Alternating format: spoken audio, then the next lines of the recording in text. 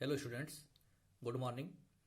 आज हम जीएसटी में एक महत्वपूर्ण टॉपिक पढ़ने जा रहे हैं, आपूर्ति, सप्लाई। आपने पढ़ा है कि इस अधिनियम में जब हम गुड्स की सप्लाई करते हैं या सर्विसेज की सप्लाई करते हैं तो उस पर जीएसटी का निर्धारण होता है। तो हमें जीएसटी में सबसे पहले ये समझना है कि ये सप्लाई है क्या, आपूर्ति क्या है। तो आज का लेक्चर हमारा विशेष रूप से सप्लाई पर आधारित है। विद्यार्थियों, साधारण बोलचाल की भाषा में आपूर्ति से अभिप्राय एक व्यक्ति द्वारा किसी दूसरे व्यक्ति को कोई वस्तु प्रदान करने से होता है। परंतु हमें तो आपूर्ति का अध्ययन माल व सेवा कर के संदर्भ में करना है।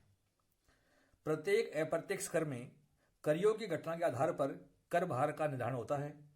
जैसे उत्पाद शुल्क में निर्माण के आधार पर, विक्रय कर में बिक्री के आधार पर, सेवा कर में सेवा के आधार पर, किसी वस्तु का निर्माण हुआ या नहीं हुआ, बिक्री हुई या नहीं हुई, सेवा प्रदान की या नहीं की, ये जो घटनाएं हैं ये हमारे इस क्षेत्र से संबंधित है। तो हमें ये देखना है कि केंद्रीय बिक्री कर अधिनियम में आपूर्ति एक करियों की घटना के रूप में है या नहीं है, ये हमें समझना है। तो इस समस्या को दूर करने के लिए माल व सेवा कर कानून में आपूर्ति को एक करियों की घटना बनाया गया है। यदि माल व सेवा की आपूर्ति हो गई तो करियों की घटना घटित हो गई, और अगर माल व सेवा की आपूर्ति नहीं हुई तो करियों की घटना नहीं हुई। अतः इस अधिनियम में आपूर्ति का महत्वपूर्ण तत्व है। तो डियर स्टूडेंट्स, आपूर्ति क्या है ये इस अधिनियम की धारा 7 में एक्सप्लेन की हुई है, और यहाँ इसका वर्णन नहीं करके इसमें क्या क्या शामिल है ये बताया गया है। तो आपूर्ति में निम्नलिखित सम्मिलित है। पहला है, एक व्यक्ति द्वारा अपने व्यवसाय की सामान्य प्रगति में अथवा व्यवसाय को बढ़ाने के लिए एक व्यक्ति द्वारा प्रतिफल के बदले किसी भी रूप में माल अथवा सेवा अथवा दोनों की आपूर्ति, जैसे बिक्री, हस्तांतरण, अदला बदली, विनिमय, लाइसेंस, किराया, पट्टा के रूप में आपूर्ति की गई हो या आपूर्ति करने का समझौता किया हो। तो हमने यहां देखा कि यहां आपूर्ति या तो माल की होनी चाहिए, जिसकी परिभाषा हमने हमारे पिछले लेक्चर में पढ़ी थी, गुड्स, और यह आपूर्ति सेवा की होनी चाहिए या दोनों की आपूर्ति। तो यहां पर हम कह सकते हैं कि आपूर्ति की बिक्री हुई है, आपूर्ति का ट्रांसफर हुआ है, अदला बदली हुई है, विनिमय, ये सब आपूर्ति के पार्ट है। सेकंड है, प्रतिफल के बदले सेवाओं का आयात, चाहे ऐसा आयात व्यवसाय की प्रगति में या व्यवसाय की वृद्धि के लिए किया गया हो अथवा नहीं। तो यहां मतलब कंसिडरेशन के बदले यदि हमने सेवाएं ली हैं तो यहां आपूर्ति हो गई है, सेवाओं की आपूर्ति हो चुकी है, हमें ध्यान रखना है। थर्ड पॉइंट है, अनुसूची फर्स्ट में निर्दिष्ट गतिविधियां बिना प्रतिफल के भी अगर की गई हो या समझौता किया गया हो तो भी उनको आपूर्ति मान लिया है। ये सूची भी हम डिटेल में पढ़ेंगे। कुछ ऐसी गतिविधियां जीएसटी एक्ट में दे रखी हैं कि बिना प्रतिफल की भी अगर आपने कर दी हैं या उनका समझौता कर लिया है तो भी हमने उनको आपूर्ति मान लिया है। तो ये आपूर्ति के संबंध में 3 महत्वपूर्ण तत्व हैं जो आपको विशेष रूप से ध्यान रखने हैं। आपूर्ति को और अच्छे तरीके से समझने के लिए हम पढ़ना चाह रहे हैं आपूर्ति की विशेषताएं, कैरेक्टरिस्टिक्स ऑफ सप्लाई, अर्थात हमारी आपूर्ति में क्या लक्षण होने चाहिए, उसकी क्या विशेषताएं होनी चाहिए, ये हमें अच्छे तरीके से समझना है। नंबर 1 है, आपूर्ति का व्यवहार माल अथवा सेवा अथवा दोनों से संबंधित हो। The transaction should involve supply of goods और सर्विसेज और बोथ। डियर स्टूडेंट्स, किसी भी गतिविधि या व्यवहार को आपूर्ति कहलाने के लिए यह आवश्यक है कि ऐसा व्यवहार या गतिविधि किसी माल के लिए या सेवा के लिए अथवा दोनों के लिए संबंधित होना चाहिए। कोई व्यवहार माल या सेवा से संबंधित नहीं होगा तो वह आपूर्ति नहीं कहलाएगा। तो हमें समझना है कि माल, आपकी परिभाषा आप पढ़ चुके हैं, माल की परिभाषा के अनुसार प्रतिभूतियों को माल नहीं माना था, मुद्रा को माल नहीं माना है, और जो अचल संपत्तियां हैं उनको भी माल की परिभाषा में हमने नहीं लिया था। तो जो माल है उसका हस्तांतरण हुआ हो या सेवाएं, आपने पढ़ा था कि एनीथिंग, अगर प्रतिफल के बदले अगर आपने कोई भी सेवा दी है तो सेवाएं हैं। तो अगर हमने सेवाओं का हस्तांतरण किया है तो वो हमारी आपूर्ति मानी जाएगी। तो आपूर्ति का व्यवहार माल व सेवा अथवा दोनों से संबंधित होना आवश्यक है। इसकी दूसरी विशेषता है आपूर्ति कर योग्य व्यक्ति द्वारा की जाए। The supply should be made by a taxable person, अर्थात आपूर्ति एक व्यक्ति द्वारा की जानी चाहिए तथा ऐसा व्यक्ति कर योग्य व्यक्ति की श्रेणी में आना चाहिए। व्यक्ति तथा कर योग्य व्यक्ति को हमने परिभाषा में पढ़ा था कि एक व्यक्ति में एक व्यष्टि भी आता है, एक हिंदू अविभाजित परिवार भी व्यक्ति है, एक फर्म भी, एक कंपनी भी, एक सरकार भी और एक क्लब भी, एक साझेदारी संस्था भी, ये सब व्यक्ति है। तो कर योग्य व्यक्ति से आशय ऐसे व्यक्ति से होता है जो या तो वह पहले से ही पंजीकृत है या जिसने पंजीकरण कराने के लिए उसके लिए आवश्यक हो गया हो। ऐसे व्यक्ति द्वारा की गई आपूर्ति इस अधिनियम के उद्देश्यों के लिए आपूर्ति कराती है। यदि किसी व्यक्ति का कुल आवर्त 40 लाख रुपए या 20 लाख रुपए या 10 लाख रुपए, जैसा कि अलग अलग राज्यों के लिए अलग अलग मैंने आपको बताया था, से अधिक नहीं है तो उसके लिए पंजीकरण कराना आवश्यक नहीं है। और इस लिमिट से अगर अधिक है तो ऐसे व्यक्ति कर योग्य पर्सन के रूप में जाने जाते हैं। थर्ड विशेषता आती है आपूर्ति प्रतिफल के बदले हो। The supply should B for consideration, अर्थात कोई भी आपूर्ति अगर बिना प्रतिफल के की है तो वह इस अधिनियम में जीएसटी के दायरे में नहीं आएगी। आपूर्ति प्रतिफल के बदले होनी चाहिए। लेकिन कुछ परिस्थितियां ऐसी भी आएंगी कि बिना प्रतिफल की आपूर्ति होने पर भी हम उन गतिविधियों को जीएसटी के दायरे में लेते हैं।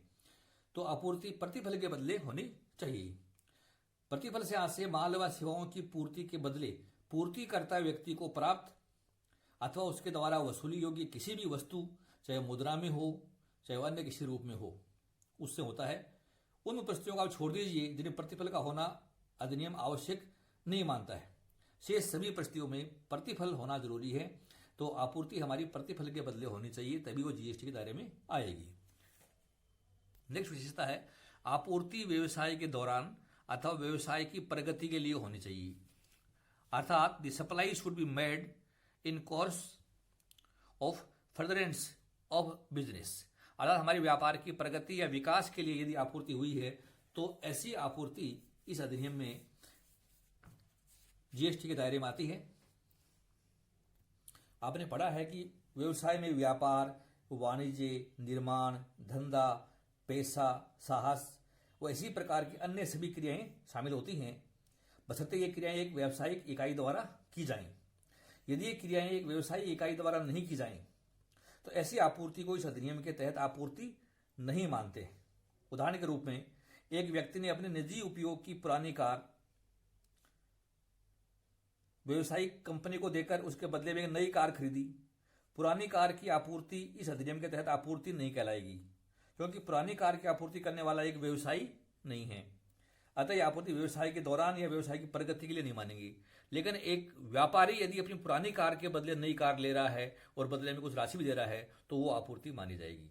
तो कहने का आशय यही है कि आपूर्ति व्यवसाय के दौरान या व्यवसाय की प्रगति के लिए होनी आवश्यक है। आपूर्ति इस अधिनियम में कर योग्य हो। Supply should be taxable under this act. आपूर्ति इस अधिनियम के तहत कर योग्य माल या कर योग्य सेवा या दोनों की होनी चाहिए। कर योग्य आपूर्ति से आशय ऐसी आपूर्ति से है जिस पर इस अधिनियम के तहत कर का आरोपण किया जा सके।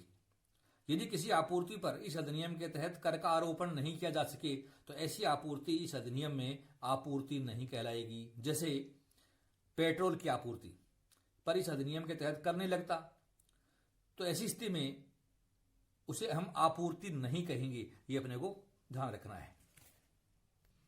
नेक्स्ट है आपूर्ति कर योग्य क्षेत्र में की गई हो।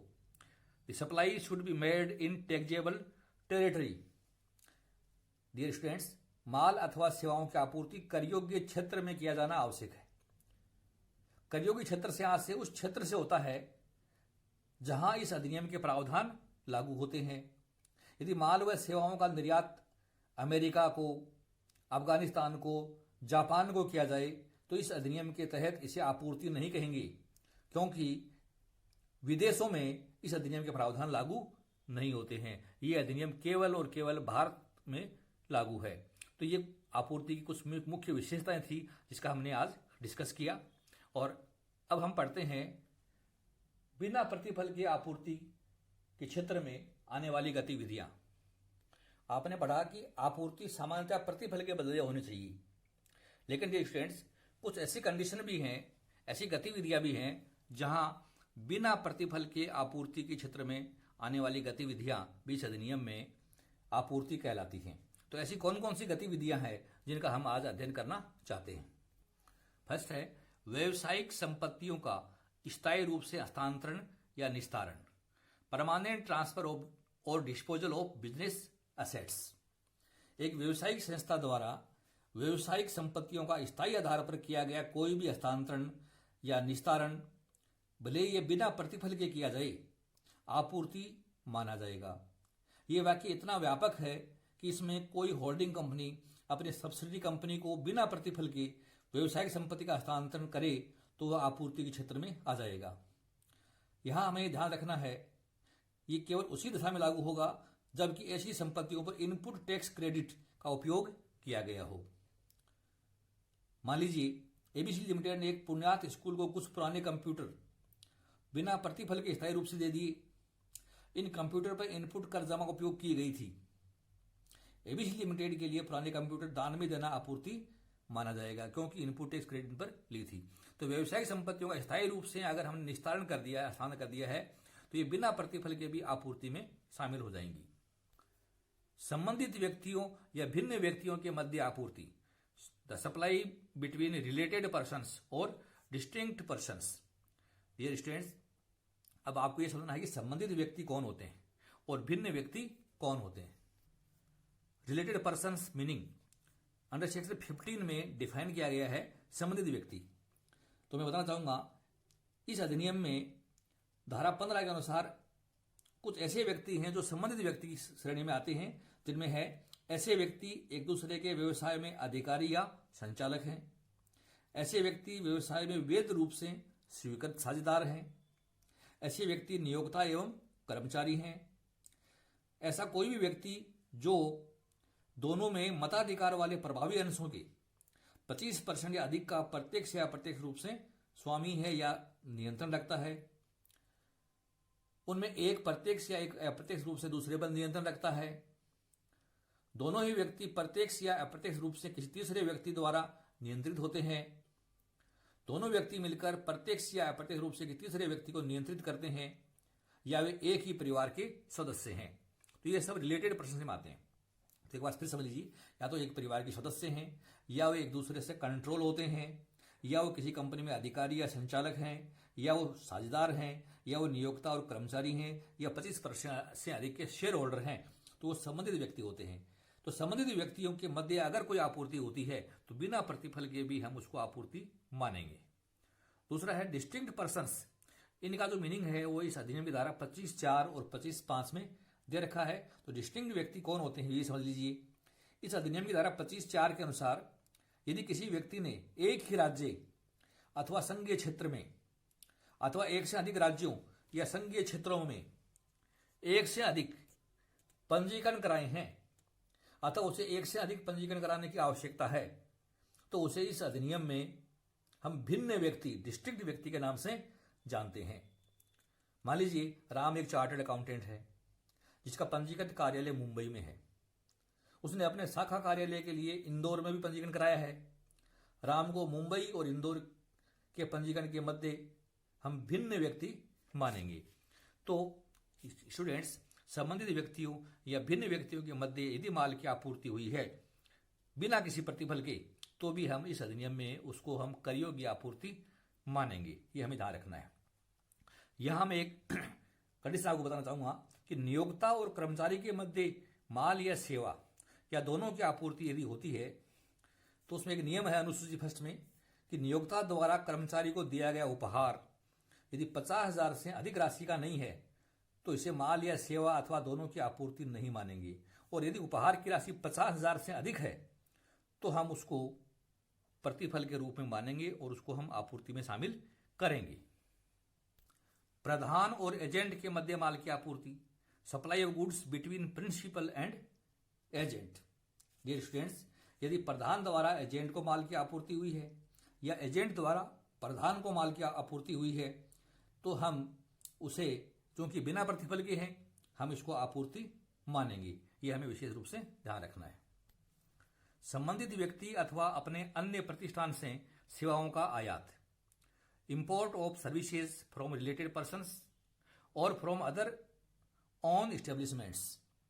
यदि कोई व्यक्ति अपने व्यवसाय के दौरान या व्यवसाय की प्रगति के लिए विदेश स्थित अपने किसी संबंधी से अथवा अपने अन्य किसी प्रतिष्ठान से सेवाओं का आयात करता है तो इस अधिनियम के अनुसूची फर्स्ट के अनुसार इस प्रकार प्राप्त की गई सेवाओं को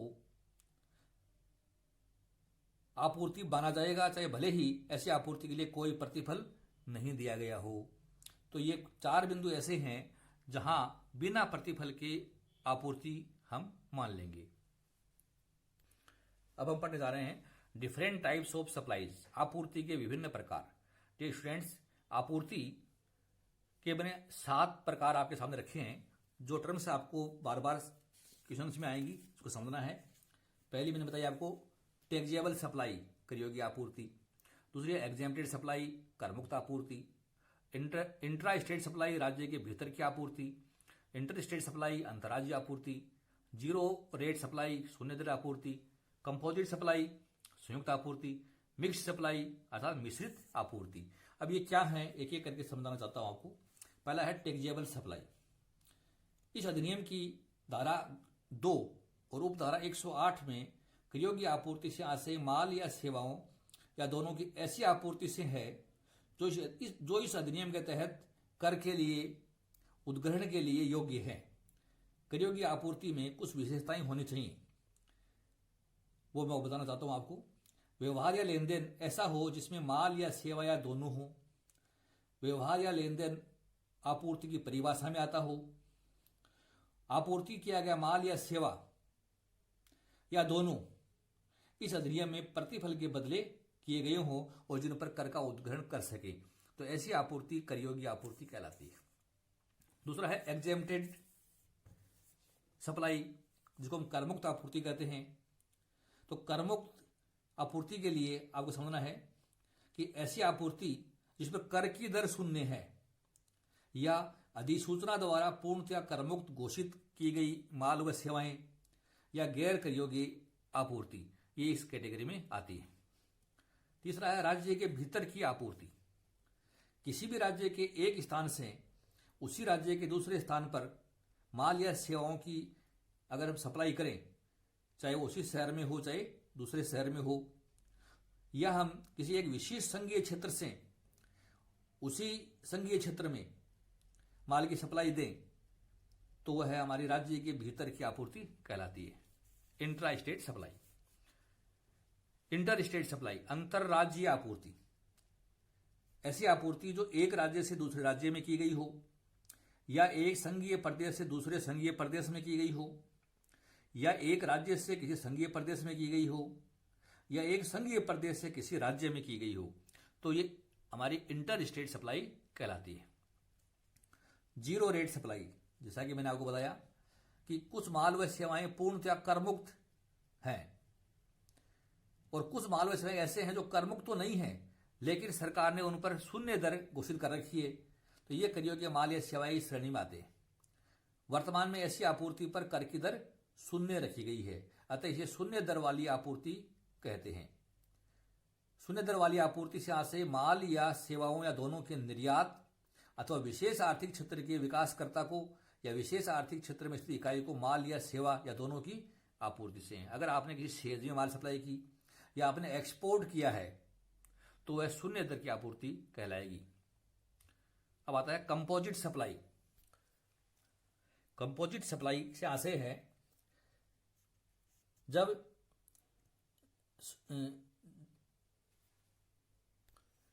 संयुक्त सप्लाई से आशय एक करयोग्य व्यक्ति द्वारा प्राप्तकर्ता को माल अथवा सेवाओं की या दोनों की करयोग्य वस्तुओं या सेवाओं की आपूर्ति एक संयोजन के तहत की जाती है, तो उसे हम संयुक्त आपूर्ति कहते हैं, जिन्हें स्वाभाविक रूप से एक दूसरे के साथ मिलाकर ही पूर्ति की जा सकती है।